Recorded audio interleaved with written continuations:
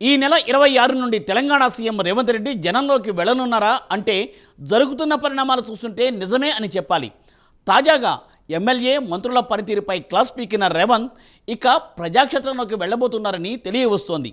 దీంతో స్థానిక ఎన్నికల టార్గెట్గా రేవంత్ ఈ పర్యటనలు ఉండబోతున్నాయా? క్షేత్రస్థాయిలో ప్రభుత్వ పథకాల అమలును ఆయన పరిశీలించనున్నారా? ఎన్నికల హామీలను అమలు జరిపామని చెప్పుకోవడానికైనా ఈ పర్యటనలు?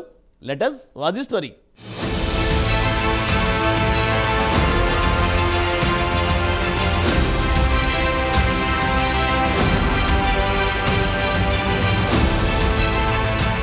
తెలంగాణ కాంగ్రెస్ సర్కార్ ఏర్పడి ఏడాది గడిచింది. ఈ ఏడాదిలో గత ఎన్నికల్లో ఇచ్చిన హామీలను చాలా వరకు అమలు జరిపింది. సంక్రాంతి పండుగ సందర్భంగా రైతు భరోసా కూడా ఇవ్వనుందని తెలుస్తోంది.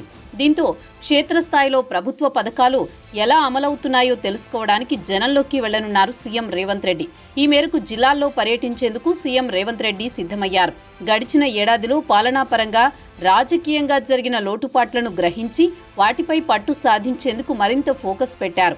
దీనికోసమే నేరుగా రంగంలోకి దిగి జిల్లాల టూర్కు ప్లాన్ చేస్తున్నారు. ఈ నెల 14 నుంచి 24 వరకు ఆస్ట్రేలియా, సింగపూర్, దావోస్లో ఆయన పర్యటించనున్నారు. జనవరి 26న రిపబ్లిక్ డే వేడుకల్లో పాల్గొని ఆ మరుసటి రోజు నుంచి జిల్లాల బాట పట్టనున్నట్టు సమాచారం. గత ఏడాది జనవరిలో కూడా రేవంత్ రెడ్డి ఇలానే జిల్లాల పర్యటనలు చేశారు. అప్పట్లో రాబోయే పార్లమెంట్ ఎన్నికలను దృష్టిలో పెట్టుకుని పర్యటనలు జరిపారు.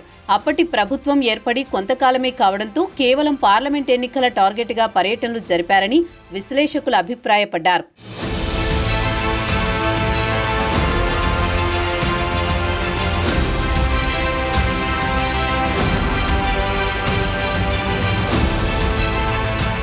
పూర్తి స్థాయిలో ప్రజాక్షేత్రంలోకి వెళ్లి ప్రజల బాగోగులను తెలుసుకునే వీలు ఇప్పటికి వరకు రేవంత్కు కుదరలేదని చెప్పొచ్చు. సీఎంగా బాధ్యతలు చేపట్టిన తర్వాత జిల్లాల్లో యాత్రలు చేసేందుకు రేవంత్కు సమయం దొరకలేదు. కొద్ది రోజులకే పార్లమెంట్ ఎన్నికలు రావడం, ఆ తర్వాత పాలనపై పట్టు సాధించేందుకు శాఖల వారీగా సమీక్షలు నిర్వహించేందుకే టైం సరిపోయింది. ఆయన సీఎంగా బాధ్యతలు చేపట్టి ఇటీవలే ఏడాది పూర్తయింది. దీనికి తోడు ప్రభుత్వం ప్రతిష్టాత్మకంగా తీసుకున్న రైతు భరోసా, రైతు కూలీలకు ఆర్థిక సాయం పథకాలపై విస్తృతంగా ప్రచారం చేయాలని సీఎం భావిస్తున్నారు. అందుకోసం ఆయనే స్వయంగా రంగంలోకి దిగి జిల్లాల్లో లబ్ధిదారులతో ప్రత్యేకంగా భేటీ అయ్యేందుకు ప్లాన్ చేస్తున్నట్టు సమాచారం.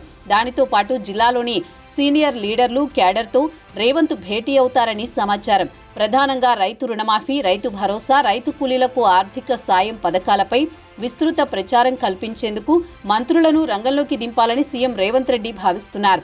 ఆయన కన్నా ముందే మంత్రులు జిల్లాల్లో పర్యటించే విధంగా దిశానిర్దేశం చేసినట్టు తెలుస్తోంది. ఈ నెల 16 నుంచి వచ్చే నెల 15 వరకు ఇన్ఛార్జి మంత్రులు తమకు కేటాయించిన జిల్లాల్లో తప్పనిసరిగా పర్యటించాలని, పథకాలపై పెద్ద ఎత్తున ప్రచారం చేసేందుకు కార్యక్రమాలు నిర్వహించాలని ఆదేశించినట్లు ఆ పార్టీ వర్గాలు చెబుతున్నాయి.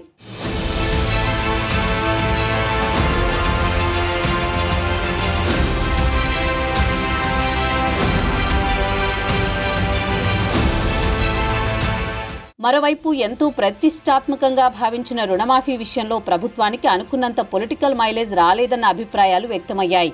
ఒకేసారి 21,000 కోట్లు ఖర్చుతో రుణమాఫీ చేసినా ప్రచారంలో వెనుకబడినట్టు సీఎం భావిస్తున్నట్టు తెలుస్తోంది. ఆ అనుభవాన్ని దృష్టిలో పెట్టుకుని రైతు భరోసా, రైతు కూలీలకు ఆర్థిక సాయం పథకాలపై పెద్ద ఎత్తున ప్రచారం చేసేందుకు స్వయంగా సీఎం, మంత్రులు ప్రచార కార్యక్రమాలను రూపొందించినట్లు పార్టీలో చర్చ జరుగుతోంది. పాలనా వ్యవహారాలకు ఇబ్బంది కలగకుండా టూర్ స్కెడ్యూల్ తయారు చేసినట్లు గాంధీ భవన్లో టాక్ నడుస్తోంది. రెగ్యులర్గా సెక్రటేరియట్కు వచ్చి తమ శాఖకు సంబంధించిన అంశాలపై మంత్రులు రివ్యూలు చేస్తూనే ఇంకోవైపు జిల్లా యాత్రలకు ప్లాన్ చేసినట్టు తెలుస్తోంది. గత పార్లమెంట్ ఎన్నికలకు ముందు 2023 ఎన్నికల హామీలను పూర్తిగా అమలు చేయకపోవడంతో ఆ ఎన్నికల్లో అనుకున్నంతగా పర్ఫార్మెన్స్ చూపలేకపోయింది. బీఆర్ఎస్ పార్టీని పెద్ద దెబ్బ కొట్టినా ఆ స్థానాన్ని బీజేపీ ఆక్రమించింది. దీంతో ఎప్పుడూ లేని విధంగా బీజేపీకి 8 లోక్సభ స్థానాలు దక్కాయి. అధికారంలో ఉంది కూడా బీజేపీని కట్టడి చేయలేకపోయింది. దీంతో ఇప్పుడు స్థానిక సంస్థల ఎన్నికల్లోనైనా భారీ విజయాలు సాధించాలని భావిస్తోంది. పైగా అనుకున్న పథకాలను అమలు చేయడంతో ఈసారి విజయంపై ఆశలు పెట్టుకుంది.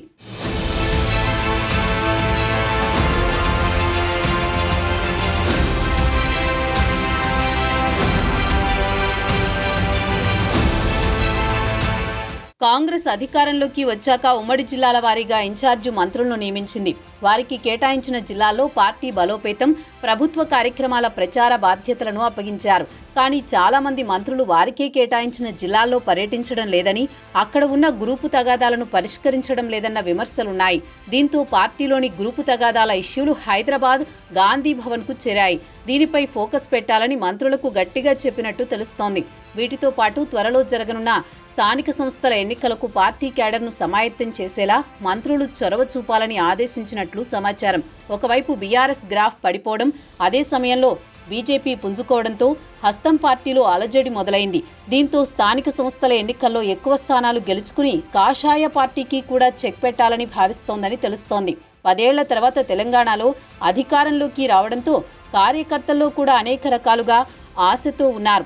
కొంతమందికి ఇంకా తగిన గుర్తింపు రాలేదని అభిప్రాయం వ్యక్తమవుతోంది. దీంతో అలాంటి వాళ్ళందరికీ రేవంత్ భరోసా కల్పించనున్నారని తెలుస్తోంది. చూడాలి మరి రేవంత్ పర్యటనలు ఎలా ఉండబోతున్నాయో, ఎంత మేరకు సక్సెస్ అవుతాయో.